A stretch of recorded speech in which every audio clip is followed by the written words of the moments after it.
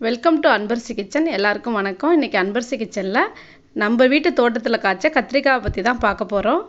வாங்க இங்கே பாருங்கள், இது எல்லாமே நம்ம ஒரே செடியில் காய்ச்ச கத்திரிக்காய். இப்போ வாங்க நம்ம தோட்டத்தில் இருக்க கத்திரிக்காய் செடியை பார்க்கலாம். பாருங்கள், ரொம்ப வெயிலில் வந்துட்டேன், கத்திரிக்காய் இருக்கிறதே தெரியல. பாருங்கள் எவ்வளோ கத்திரிக்காய் பாருங்கள், கொத்து கொத்து கொத்து கொத்தாக காய்ச்சிருக்கு. இந்த பச்சை கத்திரிக்காய் கேரளா கத்திரிக்காய்னு கூட இதை சொல்லுவாங்க, இதை நெய் கத்திரிக்காய்னு கூட சொல்லுவாங்க. பாருங்கள், இந்த இலையெல்லாம் மறைச்சிட்ருக்கு, அவ்வளோ கத்திரிக்காய் இருக்குது இந்த செடி ஃபுல்லாக.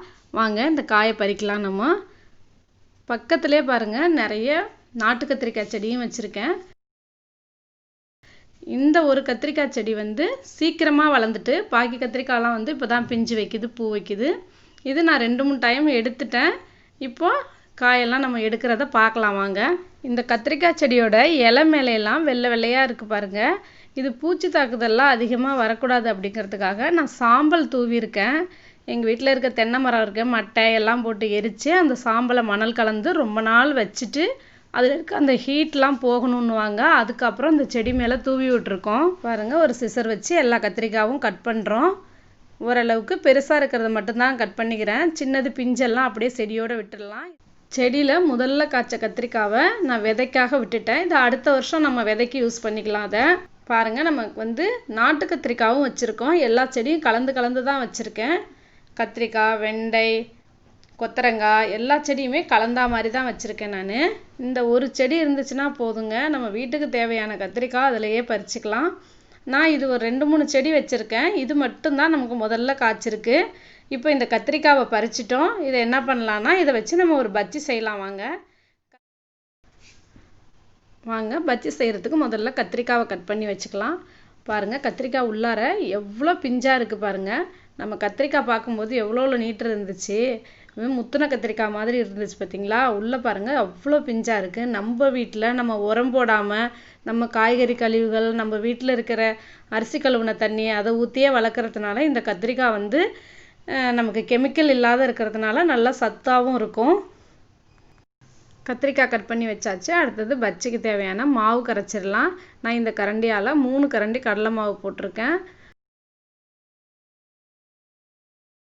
1 ஸ்பூன் மிளகாத்தூள் சேர்த்துருக்கேன். 4 பூண்டை தட்டி போட்டிருக்கேன். இது ஓமத்தை நல்லா கையில் வச்சு இப்படி கசக்கிட்டு போட்டால் நல்லா வாசனையாக இருக்கும். செரிமானத்துக்காக தான் நம்ம ஓமத்தை யூஸ் பண்ணுறோம். இது கூட கொஞ்சம் பெருங்காயத்தூள் சேர்த்துக்கலாம். பெருங்காயத்தூள் கொஞ்சம் நிறையவே சேர்த்துக்கலாம். கொஞ்சம் சீரகமும் சேர்த்துக்கலாம். சீரகம் போடுறதுனால நமக்கு ஜீரண சக்தி வந்து நிறைய இருக்கும், செரிமான பிரச்சனை இருக்காது.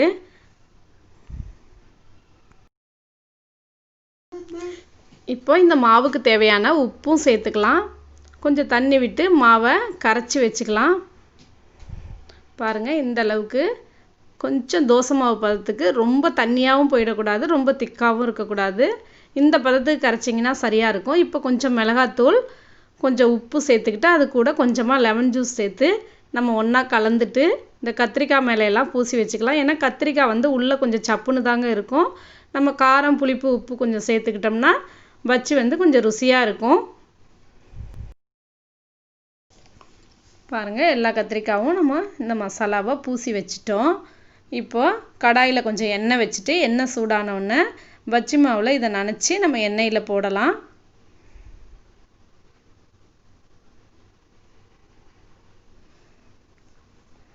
பாருங்கள், நான் இதில் வந்து குக்கிங் சோடாலாம் எதுவும் சேர்க்கலை. நீங்கள் விருப்பப்பட்டால் சேர்த்துக்கோங்க. இன்னும் கொஞ்சம் கூட பஜ்ஜி வந்து புசு புசுன்னு நல்லா அழகாக உப்பிட்டு வரும். இதுவே எதுவுமே சேர்க்காம நம்ம கலரு, குக்கிங் சோடா எதுவுமே சேர்க்காமலே நமக்கு நல்லா தான் பஜ்ஜி வந்திருக்கு. குக்கிங் சோடா சேர்க்கறது சேர்க்காது உங்களோட விருப்பம். நான் இதில் சேர்க்கலை. பாருங்கள், பஜ்ஜி எவ்வளோ புசு புசுன்னு சூப்பராக வந்திருக்கு, குண்டு குண்டாக.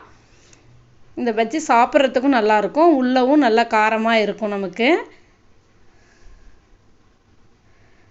பாருங்கள், பஜ்ஜி உடச்சி காட்டுறேன் எவ்வளோ புசு புசுன்னு. கத்திரிக்காயெலாம் வெந்து சூப்பராக இருக்குது.